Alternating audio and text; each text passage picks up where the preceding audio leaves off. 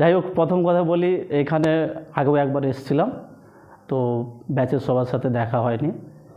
এবারে একটা লম্বা ছুটি পাওয়ার 13 মাস ট্রেনিং শেষের পর একটা লম্বা ছুটি পেয়েছি, স্যারের সাথে দেখা করলাম। সবাই ব্যাচের সবাই থাকো, তোমরা তো চেনো আমাকে। আপাতত কলকাতা এসআই আর্ম সেকশনে আমি কমব্যাক্টে পোস্টিং আছে। যাই হোক, আমার জার্নিটা বলে দিই কেমন কি। জার্নি একটু কঠিনই ছিল বললেই হয়, এটা সবাই জানো। এখানে WPSI আমি পাস করেছিলাম, কিন্তু তারপরে আবার ইন্টারভিউতে কেটে যাই। তো মিডিলে একটু টিউশন অফও করে দিয়েছিলাম। স্যার আবার ফোন করে বলেছিল যে অফ করার দরকার নেই, একটু রেগুলারিটি মেনটেন করো। তারপরে আসছিলাম। আমার লাস্ট বোধহয় ভালোভাবে মনে আছে, ওই টিচার্স ডেতে একটা 2023-এ সাথে এসেছিলেন বোধহয় CISF-এর কমান্ড্যান্ট স্যার, এখানে তোমাদের মনে আছে থাকবে। ওই স্যারই আমাকে বলেছিল যে দেখো, তুমি ইন্টারভিউ দিতে যাচ্ছ, ঠিক আছে, দিতে যাবে এইভাবে যে তুমি ধরো তোমার এটা হলো না, ঠিক আছে, তুমি ধরো তোমার এটা হলো না, তারপরে কি তুমি মন খারাপ করবে? আর তুমি এইটা ভেবে পরীক্ষা দিবে, তোমার পরে আরও পরীক্ষা আছে, আর তুমি যদি ভাবো যে না এইটা যদি লাস্ট, এরপর আমার কিছু হবে না, তাহলে কিন্তু ওখানে ঘাবড়ে যাবে। তাহলে সেইভাবে আমি যথারীতি যাই, আমার নর্মাল পরীক্ষা দিই, মোটামুটি কোয়ালিফাই করি, পাস করলাম। আর স্যার তো সবসময় সাথে ছিলেন, এখনও আছেন, স্টুডেন্টদের যথাসম্ভব সাহায্য করছেন। আর আরেকটা কথা বলবো, আমি এখনকার যে সিচুয়েশান, সত্যি খুব খারাপ লাগছে। মানে লাস্ট বোধহয় আমাদের পরীক্ষাটাই হয়েছিল, এরপরে কিন্তু আর পরীক্ষা হয়নি, অনেকটাই গ্যাপ।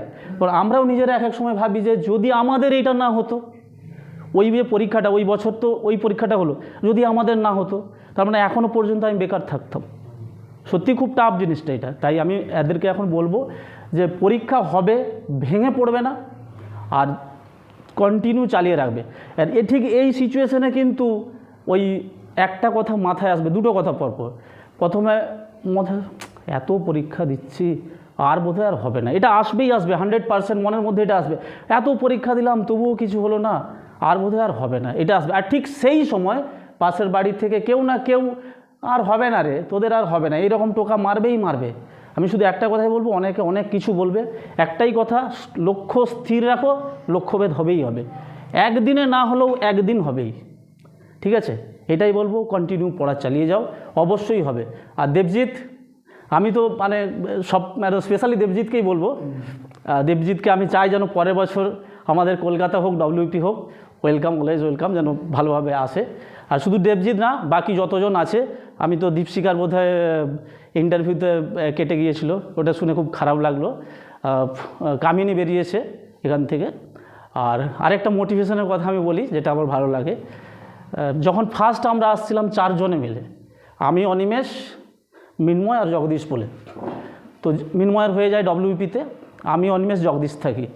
তো 2-3 জনের মধ্যে এরকম আলোচনা হয়ে থাকে, দেখি স্যার তো মাঝে মধ্যে যখন প্রথম আসি দেখি কোনো না কোনো গ্রুপে ছবি দিতেই থাকে যে এই এই স্টুডেন্টরা আমার এটা পেয়েছে, এই স্টুডেন্ট এটা পেয়েছে। মনের মধ্যে একটা হচ্ছে আমাদের ছবি তাহলে কবে আসবে, এই গ্রুপে কি আমরা একটারও পাবো না? শুধু এইটাই মনে হচ্ছে যে আমরা হয়তো স্যারের ছবি দিতে পারি, কিন্তু স্যার যখন ফিল করবে, যখন তোমাদের ছবি কোনো সময় গ্রুপে দিবে না যে আমার এই স্টুডেন্টটা পাস করছে, প্রিলি হোক, মাইনর হোক, যেই হোক, মানে একদম শরীরের মধ্যে না আগ জ্বেলে উঠবে, একদম এই জোশটা নিয়ে আসবে যে আমি আমার ছবি কবে দিয়ে বলবে যে স্যার এই স্টুডেন্টটা আমার এইটা পাস করেছে। সেই বলছি, হাল ছাড়বে না, যাই কুছ ভি হো যায়। একটা হিন্দিতে কথা আছে, জব তক তোড়েঙ্গে নেই তব তক ছোড়েঙ্গে নেই, সিধা কথা। আর আগামী দিনে পরীক্ষা আছে, সামনেই পরীক্ষা, ডিসেম্বর হয়তো অ্যানাউন্সমেন্ট হয়ে যেতে পারে। তাই মন ভাঙার কোনো দরকার নেই। আমি স্যারকে বলবো, আমার যেই বন্ধুবান্ধব আছে কিছু, স্যার আগামী দিনে যে কীভাবে পরীক্ষা দিবে, এরা কীভাবে একটু শক্ত করবে নিজেকে, স্যার কাইন্ডলি একটু বলবেন।